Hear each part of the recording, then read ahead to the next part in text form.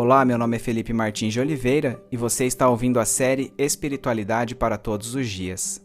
A reflexão dessa semana encontra-se nos seguintes textos bíblicos: Mateus 21, de 28 a 46 e 22, de 1 a 14, Marcos 12, de 1 a 12 e Lucas 20, de 9 a 19, e corresponde à semana 47 do Guia Devocional do Evangelho segundo Mateus, Marcos e Lucas, cujo título é Mais Parábolas de Jesus.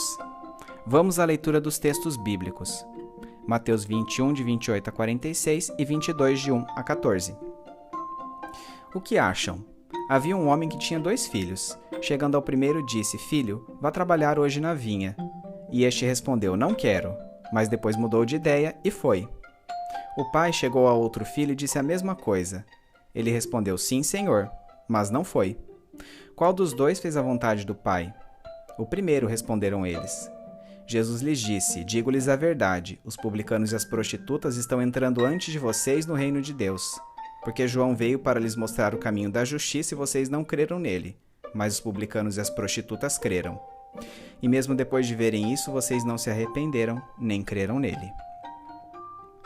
Ouçam outra parábola. Havia um proprietário de terras que plantou uma vinha, colocou uma cerca ao redor dela, cavou um tanque para prensar as uvas e construiu uma torre. Depois arrendou a vinha a alguns lavradores e foi fazer uma viagem. Aproximando-se a época da colheita, enviou seus servos aos lavradores para receber os frutos que lhe pertenciam. Os lavradores agarraram seus servos. A um espancaram, a outro mataram e apedrejaram o terceiro. Então enviou-lhes outros servos em maior número e os lavradores os trataram da mesma forma. Por último enviou-lhe seu filho, dizendo: A meu filho respeitarão.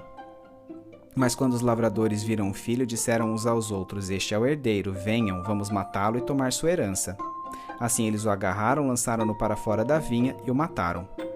Portanto, quando vier o dono da vinha, o que fará aqueles lavradores?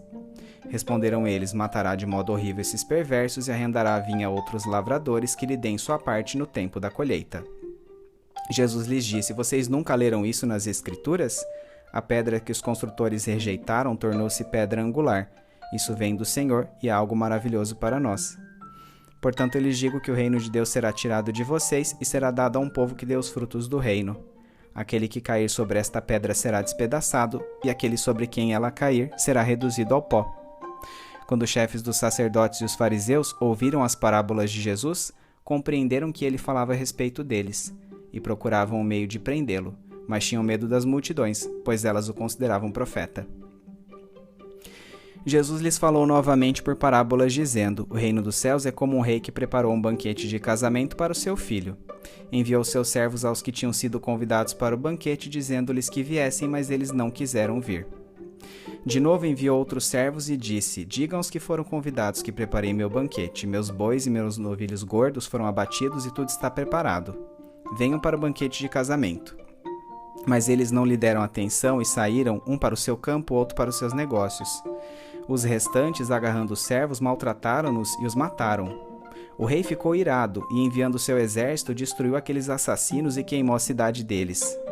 Então disse a seus servos: O banquete de casamento está pronto, mas os meus convidados não eram dignos.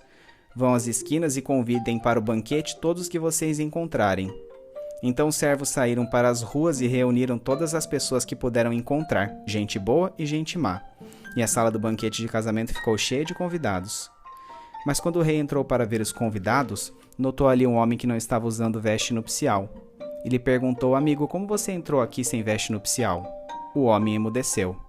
Então o rei disse aos que o serviam: Amarrem-lhe as mãos e os pés, lancem-no para fora nas trevas. Ali haverá choro e ranger de dentes. Pois muitos são chamados, mas poucos são escolhidos.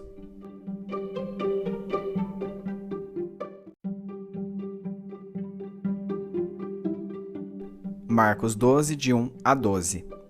Então Jesus começou a lhes falar por parábolas. Certo homem plantou uma vinha, colocou uma cerca ao redor dela, cavou um tanque para prensar as uvas e construiu uma torre. Depois arrendou a vinha a alguns lavradores e foi fazer uma viagem. Na época da colheita, enviou um servo aos lavradores para receber deles parte do fruto da vinha. Mas eles o agarraram, o espancaram e o mandaram embora de mãos vazias. Então enviou-lhes outro servo. E lhe bateram na cabeça e humilharam. E enviou ainda outro, o qual mataram. Enviou muitos outros, em alguns bateram e a outros mataram. Faltava-lhe ainda um para enviar, seu filho amado. Por fim o enviou, dizendo: a meu filho respeitarão. Mas os lavradores disseram uns aos outros: este é o herdeiro. Venham, vamos matá-lo e a herança será nossa. Assim eles o agarraram, o mataram e o lançaram para fora da vinha. O que fará então o dono da vinha? Virá e matará aqueles lavradores e dará a vinha a outros. Vocês nunca leram esta passagem das Escrituras? A pedra que os construtores rejeitaram tornou-se pedra angular. Isto vem do Senhor e é algo maravilhoso para nós. Então começaram a procurar um meio de prendê-lo, pois perceberam que era contra eles que ele havia contado aquela parábola. Mas tinham medo da multidão, por isso deixaram e foram embora. Lucas 20, de 9 a 19. Então Jesus passou a contar ao povo essa parábola. Certo homem plantou uma vinha, arrendou-a a alguns lavradores e ausentou-se por longo tempo. Na época da colheita, ele enviou um servo aos lavradores para que lhe entregassem parte do fruto da vinha. Mas os lavradores o espancaram e mandaram embora de mãos vazias. Ele mandou outro servo, mas a esse também espancaram e o trataram de maneira humilhante, mandando-o embora de mãos vazias. Enviou ainda um terceiro, e eles o feriram, o expulsaram da vinha. Então o proprietário da vinha disse: que farei? Mandarei meu filho amado, quem sabe o respeitarão. Mas quando os lavradores o viram, combinaram entre si, dizendo: este é o herdeiro, vamos matá-lo e a herança será nossa. Assim lançaram-no fora da vinha e o mataram. O que lhes fará então o dono da vinha? Virá, matará aqueles lavradores e dará a vinha a outros.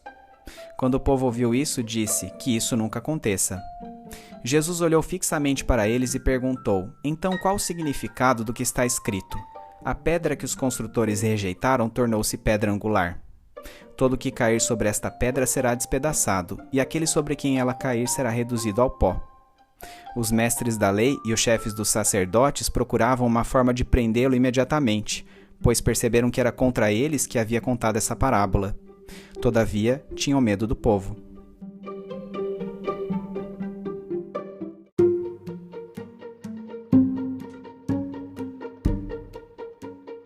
Os textos lidos passam-se em Jerusalém, naquela que seria a última semana de vida terrena de Jesus.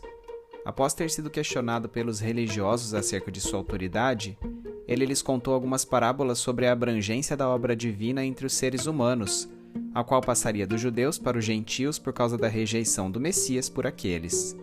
Seguem sínteses das 3 ilustrações. Parábola dos 2 filhos. Um pai ordenou a seus 2 filhos que fossem trabalhar em uma vinha. O primeiro filho, embora inicialmente recusando-se a obedecer-lhe, acabou fazendo o que o pai lhe pedira. O segundo, apesar de ter respondido afirmativamente à ordem de seu pai, não compareceu à lavoura. Da mesma maneira que o primeiro filho, pecadores notórios como publicanos e prostitutas, a princípio recusaram-se a atender o chamado de Deus Pai ao arrependimento, mas finalmente terminaram por fazê-lo. Por outro lado, à semelhança do segundo filho, seria esperado dos religiosos judeus, por sua classe, que trilhassem o caminho do arrependimento de pecados mostrado primeiramente por João Batista e depois pelo próprio Jesus Cristo, mas eles não procederam desta forma.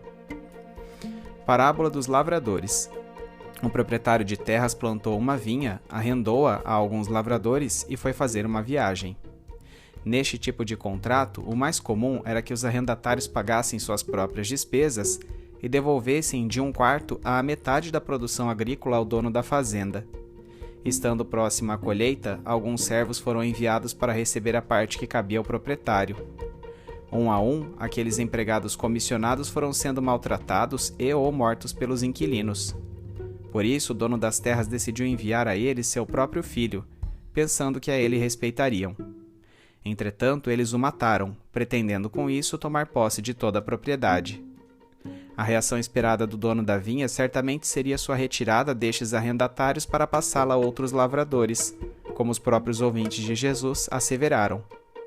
Da mesma forma, Jesus lhes afirmou que o reino de Deus seria tirado dos judeus e dado a outros povos, pois os israelitas haviam persistentemente recusado a ouvir a Deus, o Senhor desta vinha, seja mediante seus servos, os profetas, seja por meio de Jesus Cristo, seu próprio Filho, a quem crucificariam. Identificando-se como os maus inquilinos desta vinha, os fariseus e chefes dos sacerdotes procuravam um meio de prender Jesus, mas tinham medo da reação das multidões, que externavam grande apreço por ele. Parábola do banquete de casamento. A versão de Mateus dessa história é uma expansão daquela contida em Lucas 14, de 15 a 24. Além do sentido geral da parábola que podemos depreender da narrativa de Lucas, Mateus acrescenta que o homem da história era um rei, que o banquete por ele promovido destinava-se ao casamento de seu filho e que os servos enviados para avisá-los da festa foram maltratados e mortos pelos convidados, resultando não apenas na extensão do convite a outras pessoas, mas também na destruição da cidade dos assassinos. Outra nuance apontada por Mateus, inexistente em Lucas, é o encontro de um dos convidados sem veste nupcial. Como os comensais desta festa não possuíam posição social adequada, o anfitrião teve a iniciativa de fornecer a eles roupas apropriadas à celebração, mas aquele homem estava desprezando o ato de generosidade, recusando-se a vestir sua peça. Depreende-se disso o ensino de que os poucos que atendem ao chamado de Deus dentre os muitos aos quais seu convite é estendido, necessariamente devem comportar-se de modo compatível.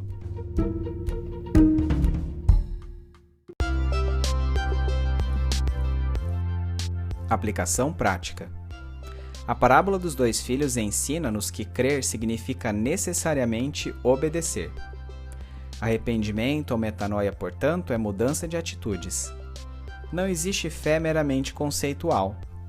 Ela obrigatoriamente deve ser acompanhada de mudança de vida daqueles que afirmam professá-la. Mas esta não é a única lição da parábola. Ela é uma convocação à autoavaliação daqueles que estão acostumados ao ambiente religioso para que constantemente ponderem sobre sua própria conduta. O maior problema nesta avaliação são os critérios que usamos para medir nosso arrependimento.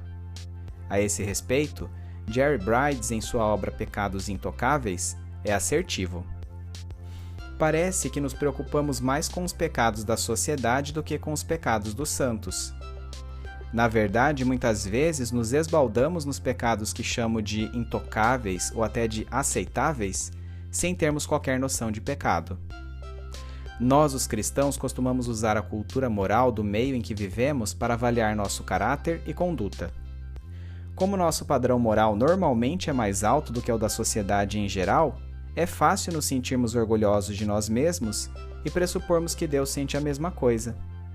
Assim, deixamos de considerar a realidade do pecado que continua habitando em nós. Pense em pecados tais como impaciência, orgulho, ressentimento, irritação e autocomiseração. Os pecadinhos acabam levando a pecados mais graves.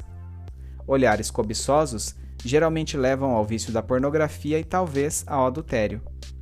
O assassinato quase sempre tem sua raiz no rancor, que se transforma em amargura, depois em ódio e, finalmente, em morte. Deveríamos abusar da graça de Deus e assim tolerar em nossa vida o pecado que pregou Cristo na cruz? Explicando a parábola dos lavradores, Jesus é a pedra angular que os construtores rejeitaram. Mais tarde, após sua morte e ressurreição, Pedro proferiria esta mesma comparação aos membros do Sinédrio, concluindo que não há salvação em nenhum outro, pois debaixo do céu não há nenhum outro nome dado aos homens, pelo qual devamos ser salvos. Isso quer dizer que Jesus foi a pedra fundamental para a construção da Igreja, um povo constituído por indivíduos de diversas etnias e nações, e que representa os lavradores a quem a vinha seria transferida após a rejeição do Messias pelos judeus. De fato, para os que creem, Jesus é esta pedra angular, mas para os que o rejeitam constitui-se pedra de tropeço, resultando em sua condenação eterna. Por fim, passemos à hermenêutica da parábola do banquete de casamento. Da mesma forma que um anfitrião deixa de convidar à sua festa aqueles que poderão retribuir o gesto, preferindo oferecer alimento aos pobres, aleijados, mancos e cegos, Deus age por pura graça conosco, chamando-nos ao banquete escatológico do paraíso, apesar de nossa reputação. Assim como o convite foi feito a todos, mas apenas os convidados menos prováveis atenderam a ele, a salvação é oferecida por Deus a judeus e gentios, mas participam dela unicamente os que a aceitam pela fé. Embora proveniente da graça divina, esta fé é medida por uma conduta coerente com o que se professa, de maneira que sejamos reputados por convidados que respondem apropriadamente à generosidade do Supremo Anfitrião.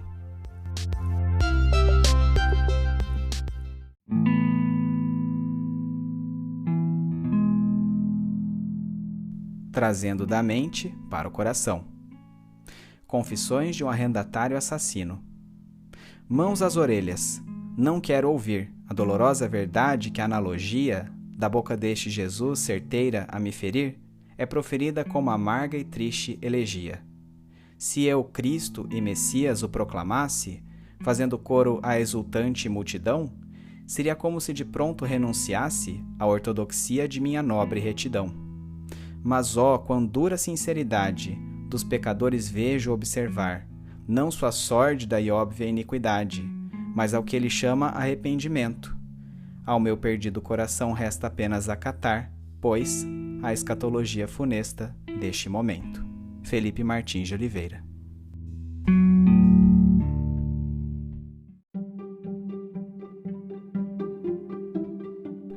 Medite mais sobre este texto ao longo da semana.